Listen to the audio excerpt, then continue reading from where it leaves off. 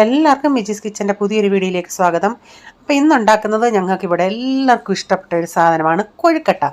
അപ്പോൾ ഇവിടെ തേങ്ങയുടെ ക്ഷാമം കൊണ്ട് ഞാൻ എന്തോ ഇതെന്നോ ആദ്യം ഒരു അരക്കപ്പ് വെള്ള അവൽ ഇച്ചിരി തേങ്ങ പൊട്ടിച്ച വെള്ളത്തിലൊന്ന് കുതിർത്ത് വെച്ചായിരുന്നേ.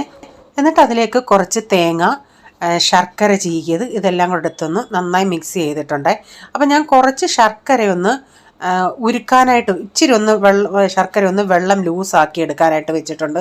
നമുക്ക് ഗോതമ്പൊന്ന് കുഴയ്ക്കാം. കാരണം ഈ അകത്തെ ഫില്ലിങ് ഇത്തിരി കുറവാണേലും നമ്മൾ പുറമേ ഇത്തിരി മധുരം ഇട്ടൊന്ന് കുഴയ്ക്കുന്ന ഉടനെ നമ്മൾ പഞ്ചസാര ചേർക്കുകയാണെങ്കിൽ എനിക്ക് തോന്നിയിട്ടുള്ളത് ഇടയ്ക്കിടയ്ക്ക് അതിങ്ങനെ മെൽറ്റ് പോലെ ആകും. അപ്പോൾ ഇങ്ങനെ ഈ ശർക്കര വെള്ളം ആകുമ്പം അത്രയും കുഴപ്പമില്ല. അപ്പം ഞാൻ ഇച്ചിരി ശർക്കര വെള്ളം ഒഴിച്ച് അതൊന്ന് കുഴച്ചെടുത്തിട്ടുണ്ടേ.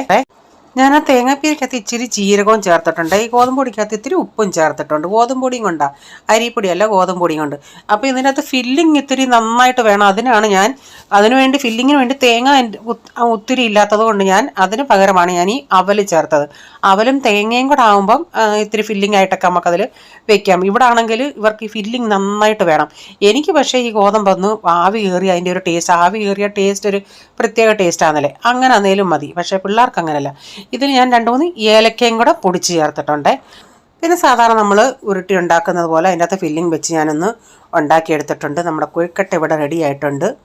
അപ്പോൾ ഉച്ചക്കത്തേക്കിന് ഞാൻ പിന്നെ ഇച്ചിരി ചിക്കൻ ഉണ്ടായിരുന്നു. ആ ചിക്കൻ്റെ അകത്ത് ഞാൻ ഇച്ചിരി മസാല പുരട്ടി വെച്ചിട്ടുണ്ട്. അതായത് ഇച്ചിരി മഞ്ഞൾപ്പൊടി, മുളക് പൊടി, ഒരു ഇഞ്ചി വെളുത്തുള്ളി പേസ്റ്റ്, ഇത് ഉപ്പും ചേർത്ത് കുറച്ച് നേരം ഒന്ന് മാരിനേറ്റ് ചെയ്ത് വെച്ചേ.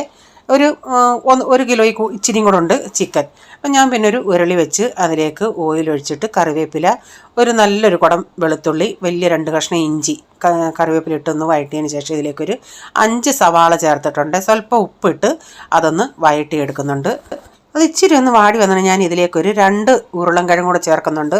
ഇവിടെ ഈ ഉരുളൻകിഴങ്ങ് ഇട്ട് ചിക്കൻ കറിയൊക്കെ വെക്കുന്നത് പിള്ളേർക്ക് ഭയങ്കര ഇഷ്ടം. പിള്ളേർക്ക് എൻ്റെ മൂത്ത മോന് അതിൻ്റെ അകത്ത് ഈ ഉരുളൻകിഴങ്ങ് എടുത്ത് കഴിക്കാൻ ഭയങ്കര ഇഷ്ടമാണ്.